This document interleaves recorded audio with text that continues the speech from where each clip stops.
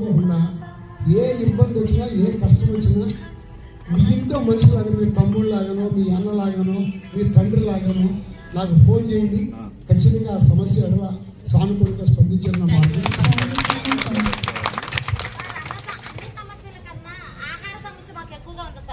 ఒక మనిషి ఆరోగ్యంగా బతకాలంటే తనకి కనీసం ఇంట్లో నలుగురు తింటాక సరిపోను ఆర్థిక పరిస్థితి బాగుంటే అందరం ఆరోగ్యంగా ఉంటాం సార్.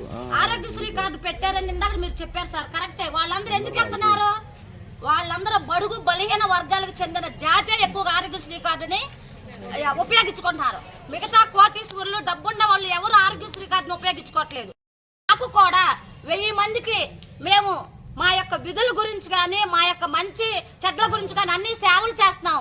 కాబట్టి మాకు కూడా కనీస వేతనం ఈ గవర్నమెంట్ ఎంత పెంచుద్దో అంత పెంచగలిగితే ఆరోగ్యంగా ఇచ్చే డబ్బులతో మా కుటుంబాన్ని పోషించుకుని ఆరోగ్యంగా తిని ఆరోగ్యవంతమైన అంగన్వాడీ టీచర్లుగా ఇంకా బెస్ట్ గా పనిచేసి 1000 మంది జనాభాలో అనారోగ్యం లేకుండా జనాభాని మేము చేయగలుగుతాం.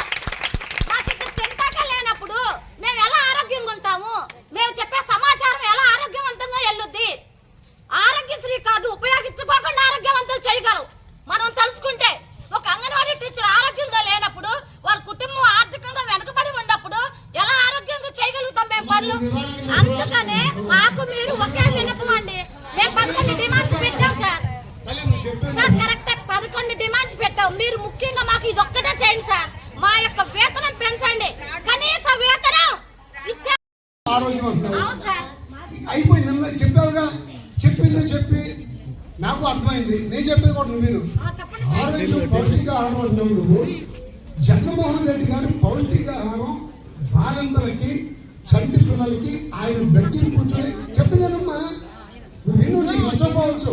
నువ్వు చెప్పింది నాకు నచ్చకపోవచ్చు. నేను చెప్పింది నువ్వు చెప్పింది విన్నా కదా, నేను చెప్పింది కూడా. అంత బాధ్యత తీసుకున్న మనిషి అందరినీ బాధ్యత చూస్తాడు. ఇప్పుడు ఆరోగ్యశ్రీ ఇచ్చింది ఒక మాట చెప్పండి. అంతకు ముందు పరిపాలన కంటే ఈ 4.5 సంవత్సరాల్లో పేదవాడికి ఎంతో కొంత జగన్మోహన్ రెడ్డి గారి ప్రభుత్వం వచ్చినంత ఉపయోగపడిందా లేదా అంటే అందరూ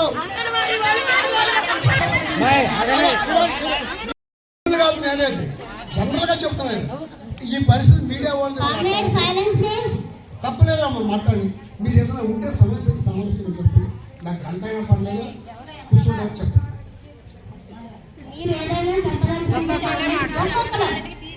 సంక్షేమ పథకాలు అంగన్వాడీలకి ప్రభుత్వ ఉద్యోగులుగా ఉంచి తీసేశారండి. అవి అమలు కూడా చేయాలండి. మాకు ఎస్సీలు కరెంట్ బిల్లు కూడా పడుతుంది సార్. కరెంట్ బిల్లు లేదు సార్, పడుతుంది సార్.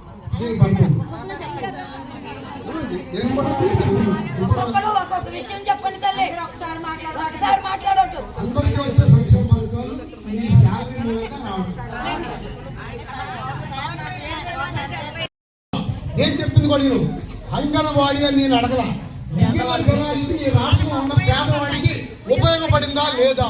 అంత ముందున్న బతుకు కంటే ఎంతో కొంత బెటర్ గా జీవన విధానం ఉందా లేదా? ఉంది కదా. కాదంటలా నేను మీ విషయం చెప్పలేదంటలేదుగా. అంగన్వాడీ మీరు త్యాగేశారు. మొత్తం చెప్తున్న జగన్మోహన్ రెడ్డి గారు రాష్ట్రంలో ఉన్న ప్రతి పేదవాడికి ఉపయోగపడకుండా చేసుకుంటా అంటున్నాడు. మీ సమస్యని సానుకూలంగా చేయమని అడుగుతాము. మీకు అంత ముందు 4000 జీతం ఉండేది, దాన్ని పెంచారు. చెప్పారు తెలంగాణ కంటే అదనంగా 1000 రూపాయలు ఇస్తామన్నారు. సార్ అధికారంలోకి వచ్చిన తర్వాత ఒక 1000 పెంచి 11,500 ఇప్పుడు ప్రజెంట్ తీసుకుంటున్నాం సార్. జగన్మోహన్ రెడ్డి గారు ప్రభుత్వంలోకి వచ్చిన తర్వాత అంగన్వాడీలకు ఒక 1000 రూపాయలు శాలరీ పెంచారు సార్. ఇది సార్. సరే మా మీరు చెప్పే బాధ నాకు అర్థమైంది. ఇప్పుడు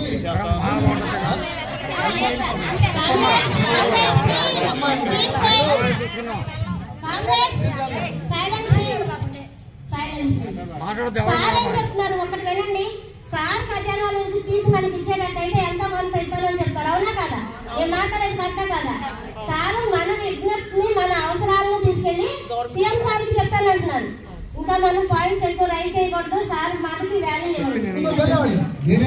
మీరు మనసులో ఉన్నదాన్ని బయట పెడతాం, తప్పేం కాదు, బయట పెట్టచ్చు. కాకపోతే గందరగోళంగా లేకుండా చూసేవాడికి ఇప్పుడు పేపర్లు అంటారు రమేష్ అక్కడికి వెళ్ళాడు, తిరగబడి అంగన్వాడీ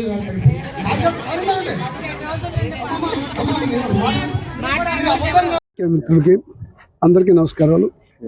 ఈరోజు అవనగడ్డలో అంగన్వాడీ వాళ్ళ కష్టాలు బాధలు చెప్పుకుందాం ఒక మెమోరాండం ఆఫీస్కి వస్తున్నప్పుడు నేనే మీ దగ్గరికి వస్తానమ్మా అని చెప్పి వచ్చి వాళ్ళ విషయాలు చెప్పినవన్నీ తెలుసుకుని సానుకూలంగా స్పందించమని అడిగినప్పుడు ఖచ్చితంగా మీరు ఏదైతే చెప్పారో దాన్ని సీఎం గారి దృష్టికి తీసుకెళ్తాం, మీకు ఇబ్బంది లేకోకుండా ఒక సానుకూలమైన ఒక మంచి జరగాలని కోరుకుంటున్నానని చెప్పి వాళ్ళతో చెప్పి దీన్ని సీఎం గారితో చెప్పడం కోసం అని చెప్పి వాళ్ళని కలిసి వస్తున్నారు. వాళ్ళందరూ చాలా సామరస్యంగా విషయాలు చెప్పారు.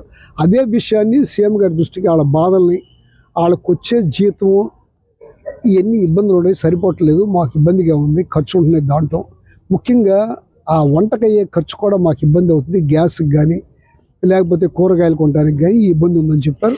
అదంతా ఖచ్చితంగా సీఎం గారి దృష్టికి తీసుకెళ్తాం. దీనికి సానుకూలమైన ఒక మంచి జరుగుతుందని నేను నమ్ముతున్నాను.